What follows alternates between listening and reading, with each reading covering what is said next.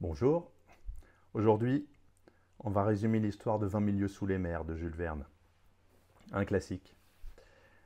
C'est un roman d'aventure écrit par Jules Verne, publié pour la première fois en 1870.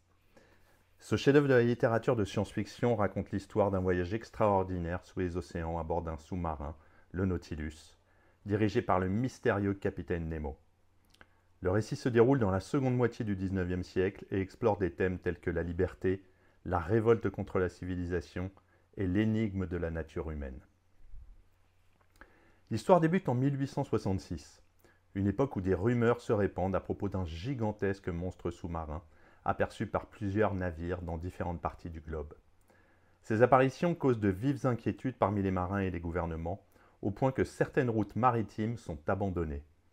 Le monstre, décrit comme une créature gigantesque, suscite des débats passionnés dans la presse et parmi les scientifiques. Les témoignages parlent d'une créature capable de se déplacer à une vitesse incroyable, ce qui alimente la peur collective. Les théories sur la nature du monstre varient. Certains pensent qu'il s'agit d'un narval géant, d'autres évoquent un reptile marin préhistorique. Cependant, aucune explication ne parvient à dissiper les inquiétudes. Face à la menace croissante, le gouvernement américain décide d'organiser une expédition pour capturer ou détruire le monstre. Le navire de guerre Abraham Lincoln est choisi pour cette mission. À son bord se trouve le professeur Aronnax, un éminent naturaliste français, son domestique fidèle Conseil et un harponneur canadien renommé, Ned Land. Le professeur Aronnax est invité à rejoindre l'expédition en raison de son expertise en biologie marine. Il accepte avec enthousiasme, espérant confirmer ses théories sur le monstre. Conseil, son domestique dévoué, insiste pour l'accompagner. Ned Land, quant à lui, est choisi pour ses compétences exceptionnelles en tant que harponneur. Après des mois de recherche infructueuse, l'Abraham Lincoln finit par localiser le monstre dans l'océan Pacifique. S'ensuit une chasse intense où le monstre se révèle être plus rapide et plus agile que prévu. Au cours de cette confrontation, l'Abraham Lincoln subit des dommages importants et les trois protagonistes, Aronnax, Conseil et Ned Land, sont projetés à la mer. Ils se retrouvent bientôt en présence de ce qu'ils croyaient être un monstre marin, mais qui s'avère être un engin mécanique, un sous-marin d'une sophistication incroyable, jamais vue auparavant. Les trois hommes sont secourus par l'équipage de ce vaisseau mystérieux, le Nautilus, commandé par le capitaine Nemo. Le capitaine Nemo est une figure énigmatique et charismatique. Il est d'une grande culture, parlant plusieurs langues, et possède une connaissance approfondie des sciences, de l'histoire et des arts. Cependant, il reste un homme mystérieux qui se dit détaché du monde terrestre et de ses nations. Nemo a choisi de vivre en exil volontaire sous les mers, où il est libre de toute influence extérieure. Le Nautilus est un chef-d'œuvre de technologie, bien au-delà des capacités de l'époque. Ce sous-marin est entièrement autonome, capable de rester sous l'eau indéfiniment grâce à ses réacteurs électriques qui sont alimentés par des réserves quasi illimitées d'énergie. Le Nautilus est également équipé de nombreux dispositifs pour explorer les fonds marins, récolter des ressources et même se défendre contre les attaques extérieures. Le capitaine Nemo explique à Aronnax qu'il a renoncé à la société humaine en raison des injustices et des guerres qui la caractérisent. Il se considère comme un homme libre, ne répondant à aucune loi terrestre. Nemo utilise le Nautilus pour explorer les profondeurs des océans, découvrir de nouveaux mondes et observer la nature dans son état le plus pur. Il a également accumulé des richesses colossales sous forme d'or et de trésors récupérés dans des épaves ou extraits des mines sous-marines. Cependant, Nemo est également un homme tourmenté, marqué par des événements tragiques de son passé qui ne sont jamais complètement révélés. Il semble animé par une haine farouche contre certaines nations, qu'il attaque en secret avec le Nautilus, utilisant ce dernier comme une arme contre l'oppression. La vie à bord du Nautilus est réglée avec précision. L'équipage, silencieux et discipliné, suit les ordres de Nemo sans poser de questions. Aronnax, Conseil et Ned Land sont traités avec courtoisie, mais ils sont également prisonniers du capitaine, ne pouvant quitter le sous-marin. Ils ont néanmoins accès à une bibliothèque richement fournie, à un laboratoire scientifique et peuvent participer aux expéditions sous-marines organisées par Nemo. Aronnax est fasciné par la possibilité d'explorer des régions inaccessibles du globe, et surtout en plus par l'accès à des connaissances inédites. Il se plonge dans l'étude des nouvelles espèces marines découvertes lors des expéditions.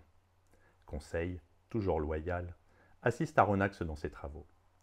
Ned Land, cependant, reste méfiant envers Nemo et ne rêve que de s'échapper. Au cours de leur voyage, Aronnax et ses compagnons découvrent les merveilles des océans, des jardins de corail aux fonds abyssaux, des forêts sous-marines aux épaves oubliées. Chaque chapitre de l'aventure est une nouvelle découverte, où la faune et la flore marine sont décrites avec un réalisme fascinant et une précision scientifique qui caractérise l'œuvre de Jules Verne. L'une des scènes les plus mémorables est celle de la visite de l'Atlantide, où Nemo montre à Aronnax les ruines englouties de cette civilisation légendaire. Cette découverte éveille en Aronnax des réflexions sur la nature de l'humanité, la fragilité des civilisations et le pouvoir destructeur de la nature. Le voyage est aussi marqué par des dangers constants. Le Nautilus est attaqué par des calamars géants dans une scène dramatique où les créatures tentaculaires menacent de détruire le sous-marin. Nemo et son équipage doivent lutter contre ces monstres des profondeurs et c'est un combat acharné pour la survie. Un autre danger se présente sous la forme d'une gigantesque baleine cachalot contre laquelle le Nautilus engage une bataille. Ces rencontres montrent non seulement la violence inhérente à la nature, mais aussi la vulnérabilité du Nautilus face aux forces de la mer, malgré ses technologies avancées. Le Nautilus s'aventure également dans les eaux glacées de l'Antarctique, devenant ainsi le premier vaisseau à atteindre le pôle sud, selon le récit. Cette exploration est rendue périlleuse par les conditions extrêmes et les dangers de la banquise. Lors de cette expédition, le Nautilus est pris au piège sous une couche de glace épaisse et l'équipage doit travailler de concert pour se dégager en risquant leur vie pour leur liberté. Cette épreuve renforce la cohésion du groupe, mais accentue aussi les tensions entre Ned Land, de plus en plus désespéré, et Nemo, qui semble prêt à tout pour poursuivre ses explorations, quel qu'en soit le coût. Alors que le voyage se prolonge, Ned Land devient de plus en plus agité. Il ne supporte plus d'être prisonnier du Nautilus, privé de liberté et de contact avec le monde extérieur. Bien que Nemo permette à ses hôtes de vivre confortablement, le fait de ne pas pouvoir quitter le sous-marin devient insupportable pour Ned. Il commence à élaborer des plans d'évasion malgré les risques évidents. Conseil reste fidèle à son maître Aronnax et ne se rallie pas immédiatement au plan de Ned, mais il est clair que l'issue de cette captivité devient une question pressante pour tous. Aronnax, quant à lui, est déchiré entre son admiration pour Nemo et son désir de retrouver la liberté. Au cours de leur voyage, le Nautilus se retrouve confronté à des navires de guerre appartenant à une nation inconnue, mais que Nemo semble considérer comme un ennemi juré. Le capitaine décide d'attaquer ces navires, utilisant le Nautilus comme un bélier pour les couler. Cet acte de guerre révèle une facette plus sombre de Nemo, qui se montre impitoyable dans sa vengeance contre ceux qu'il perçoit comme ses oppresseurs. Aronnax est horrifié par cette violence gratuite. À mesure que le voyage avance, le capitaine Nemo se révèle de plus en plus complexe. Il se montre souvent mélancolique, parlant peu de son passé, mais il laisse entrevoir une haine profonde envers la société humaine, notamment envers l'impérialisme et les guerres qui ravagent les nations. Il explique à Aronnax qu'il a choisi la mer pour échapper à la tyrannie des gouvernements et aux horreurs du monde terrestre. Nemo apparaît comme un homme à la fois cultivé et torturé, un humaniste révolté par les injustices, mais aussi un homme capable de cruauté et de vengeance. Cette dualité soulève des questions morales complexes pour les passagers du Nautilus, et en particulier pour Aronnax, qui se trouve de plus en plus tiraillé entre son admiration pour la science de Nemo et son horreur face à sa violence. Malgré les merveilles qu'il découvre, Ned Land n'a jamais accepté sa captivité et n'a qu'un désir, s'échapper du Nautilus pour retrouver sa liberté. Il tente à plusieurs reprises de convaincre Aronnax et Conseil de le suivre dans une évasion risquée, mais le professeur est réticent, fasciné par les connaissances qu'il acquiert à bord du sous-marin. Cependant, l'attitude de plus en plus instable du capitaine Nemo, ainsi que ses actions violentes, finissent par convaincre Aronnax qu'il est peut-être temps de fuir. L'occasion de s'échapper se présente lorsque le Nautilus approche des côtes européennes. Les 3 compagnons planifient de s'échapper en pleine mer. Mais la situation devient critique lorsque le Nautilus est pris dans un terrible maelstrom, un tourbillon géant, au large des côtes norvégiennes. Cette scène dramatique constitue le point culminant de l'histoire. Alors que le sous-marin lutte pour échapper au maelstrom, Aronnax, Conseil et Ned Land parviennent à s'enfuir en se jetant à l'eau. Mais leur sort reste incertain. Les 3 hommes survivent au maelstrom et sont récupérés par des pêcheurs norvégiens. Le professeur Aronnax, bien que profondément marqué par son expérience, est en mesure de raconter son aventure. Cependant, le destin du capitaine Nemo et du Nautilus reste un mystère. La fin ouverte du roman laisse planer des questions sur la survie du Nautilus et la véritable nature du capitaine Nemo. À travers 20 milieux sous les mers, Jules Verne explore plusieurs thèmes, notamment les limites du progrès scientifique, les conflits entre l'individu et la société, et les mystères inexplorés du monde naturel. Le roman interroge également la morale et la responsabilité de la science, ainsi que le prix de la quête de la liberté absolue.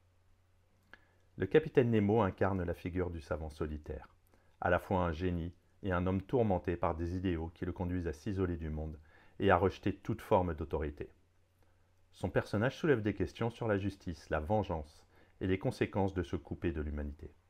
Son sort reste énigmatique et sa figure continue de fasciner les lecteurs comme une métaphore du pouvoir et de la solitude.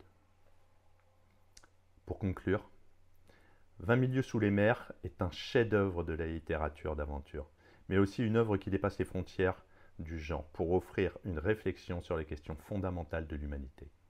Jules Verne, à travers ses descriptions précises et son imagination visionnaire, a non seulement anticipé des avancées technologiques, mais a aussi créé un monde où la science devient à la fois une source de fascination et un miroir des complexités morales de la condition humaine. L'œuvre reste aujourd'hui une lecture incontournable pour tous ceux qui s'intéressent à la littérature, la science, les aventures extraordinaires. Elle continue d'influencer la culture populaire et inspire des générations d'explorateurs, de scientifiques et de rêveurs.